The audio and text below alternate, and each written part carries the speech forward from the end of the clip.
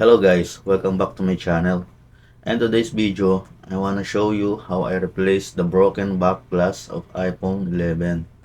Also the teardown of this iPhone 11, step-by-step process. Kung bago po kayo sa aking channel, please click the follow, like, and subscribe button for the new updates of my DIY computer and cellphone repair tutorial. Tools nga pala na kailangan natin: heat gun, 0.8mm pentalobe screws, screwdriver tri-point Y00, Phillips screwdriver for iPhone, opening tool or spudger, tweezers, suction cup, B7000 adhesive, at syempre ang ating new iPhone 11 back glass replacement. So yan po ang mga tools na kailangan natin sa ating gagawin pagre-repair. So bago po tayo magsimula, siguraduhin po muna natin naka-power switch off ang ating iPhone para maiwasan po natin ang anumang pinsala na magagawa nito sa ating gagawin pagbubukas ng ating hardware ng iPhone. So paalala lang po mga kalodi, opening the iPhone's display will compromise its waterproof seals. So have replacement seals ready before you proceed past this step. Or take care to avoid liquid exposure if you reassemble your iPhone without replacing the seals. So remove the two 6.7mm long pentalobe screws at the bottom edge of your iPhone. Gamit ang inyong screwdriver, star shape 0.8mm pentalobe. Kaya unscrew po natin yung dalawang screws na nasa dulo or hulihan ng ating phone. Tatanggalin po natin yung dalawang screws na yan na nasa ilalim ng ating iPhone, malapit sa may charging port. Next step, gagamit tayo ng suction cup upang ihiwalay ang ating display. So, talagay natin yan sa top ng ating iPhone. Ipoposisyon natin yung cups malapit sa bottom edge. Yan po sa part na yan. Then gagamit din po tayo ng pick. Then dahan-dahan po natin paghihiwalayin ang display habang pinupull po natin palayo ang display gamit ang ating suction cups. So dahan-dahan natin tutungkabin ang display pahiwalay sa casing. So para ma-access natin ang screws, sa susunod na step, i-tilt po natin ang display by slightly lifting its lower edge. So be careful not to strain or tear the display cables. Dahan-dahan po natin siyang i-tilt para ma-access natin ang mga screws sa loob. Gagamit tayo ng Y00 driver para ma-remove natin ang tatlong 1.1mm long screws na nagsisecure sa battery connector bracket. Tanggalin po natin yan. At kapag natanggal na po ang mga screws, aangatin na po natin ang metal bracket. So using our fingernail or ang ating spudger, we are going to disconnect the LCD panel cable connector. Disconnect the digitizer connector next to it. Remove also the front camera connector away from the logic board. Our next steps, we are going to remove the display assembly away from the logic board. Pause here if you are going to replace the adhesive around the edges of the display. So here in these steps, we are going to remove the battery bracket. So using our Y000 driver, remove the three 1.1mm long screws that securing the battery connector bracket. So paalala lang po mga kalodi, throughout this repair, keep track of each screw and make sure it goes back exactly where it came from. Tandaan lang po natin kung saan natin siya binaklas.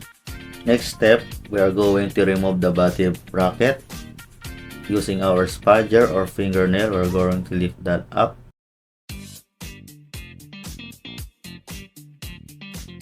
Remove the battery connector from the logic board. So bend the connector slightly away from the logic board to prevent it from accidentally contacting the socket. Next step, removing the assembly of two rear cameras. Using your opening tools or spudger, pry up and remove the assembly of two rear cameras. Gently lift it up away from the logic board connector. Next step, we're going to remove the bracket securing the cameras. We're going to use a screwdriver Phillips 1.5mm PH000 and unscrew the two screws and remove the bracket securing the cameras. Using your fingernail or your tweezers, gently remove the metal bracket securing the cameras. Followed by next, we are going to remove the two rear cameras. Yan. Ihiwalay na po natin yung two rear cameras sa logic board. And remove the assembly of the two rear cameras. Then after that, we are going to remove the front cameras. So using your flat opener or spudger, pry up the connectors and remove the assembly of the two front cameras. So dahan-dahan lang po natin babaklasin para hindi po natin ma-damage yung connector. Lift up gently. Then dahan-dahan po nating aangatin palayo ang front camera sa logic board. Set aside na po natin para hindi mawala. Then after that, we are going to remove the mobile SIM connector away from the logic board. So pry up po natin. After that, we are going to remove the bracket of the SIM holder. So using a screwdriver Phillips 1.5mm PH000 at ang ating screwdriver Phillips for iPhone 2.5mm, i-unscrew natin ang dalawang screws. Then tatanggalin po natin ang bracket holder.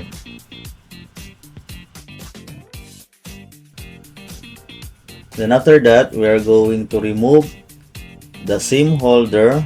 We're going to remove the two screws using a screwdriver Phillips 1.5mm PH000. I-unscrew natin ang dalawang screws at tatanggalin natin ang antena. So bago nga po pala natin baklasin tuluyan ang SIM holder, so i-eject po muna natin yung SIM tray. Using the key tool, open the SIM card tray and remove it. So warning po, do not push too hard so this may cause severe damage. After po nyan, pwede na po natin tanggalin ang SIM holder papalayo sa logic board. Gamit ang inyong tweezers, dahan-dahan po natin tutungkabin. Kaya angat ang SIM holder. Kaya may adhesive pa po siya, so we need to carefully tanggalin ng marahan. Then kapag na-remove na po natin yung SIM holder, set aside na po natin siya.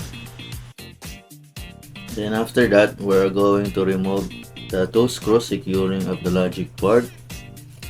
So using a screwdriver Phillips iPhone 2.5mm, we're going to unscrew the two screws that holding ang logic board.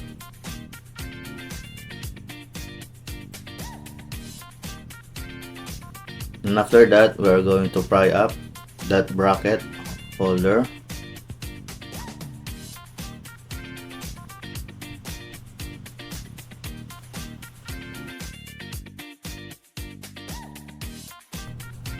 Then let's remove all the remaining connectors that connected from the logic board. Pry up that slowly and carefully. So we're going to free up the logic board using your tweezers or fingernails. Pry up. So dyan na mula natin tutungkabin sa gilid para di po natin ma-damage ang mga ngipin. Then we're going to remove the logic board completely from the case.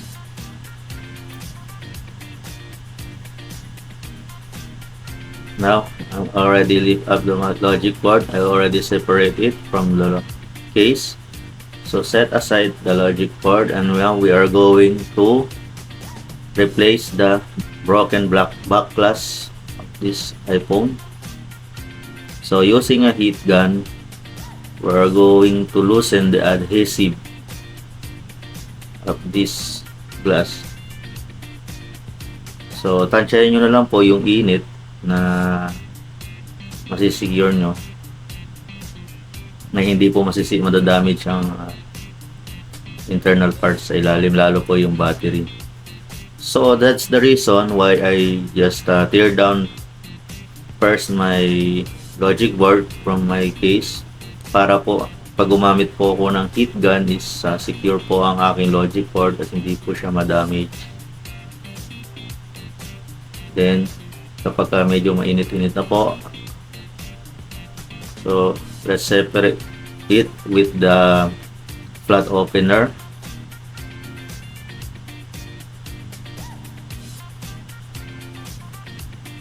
So medyo mahirap po ang steps na to. So kailangan po dito is medyo matagal-tagal din po na init.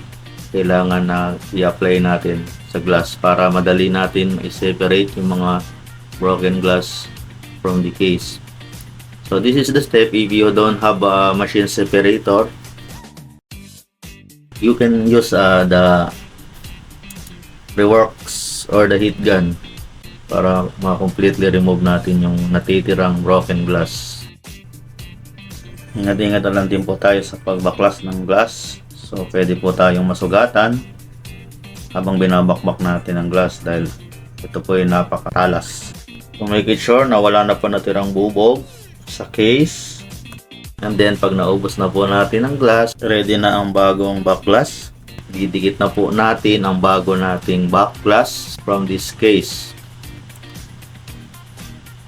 Sukat po natin kung sakto ang laki niya. Kasi minsan may mga times na nakakabili po ako na yung camera is medyo tagilid or medyo nasasapawan yung lens. So this time okay naman tong backglass na nabili ko, kaya ididikit ko na siya permanently. So using the B7000 adhesive, yan ang gagamitin natin upang idikit ang ating backglass.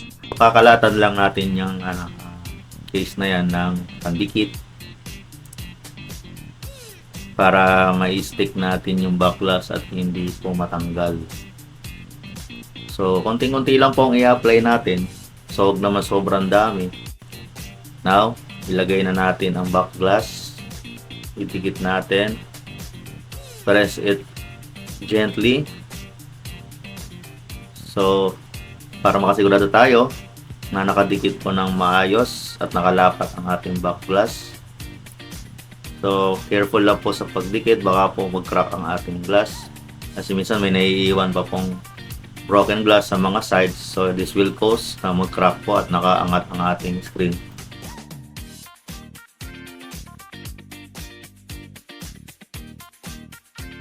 Using the rubber bands, we're going to secure the backglass from the case. Para ma-press po siya ng maayos, gagamitan natin siya ng rubber bands para mahigpit at may lumapat ng maayos at dumikit ang adhesive. Kung mga 10 pieces na rubber bands is okay, just to hold that backglass to the case. So let's wait for 30 minutes. Let's wait to the adhesive to dry up, and after that all is done. Sa reassembly po, just follow the instructions from the beginning and that's it. Na-replace na po ang iPhone backglass. Thanks for watching.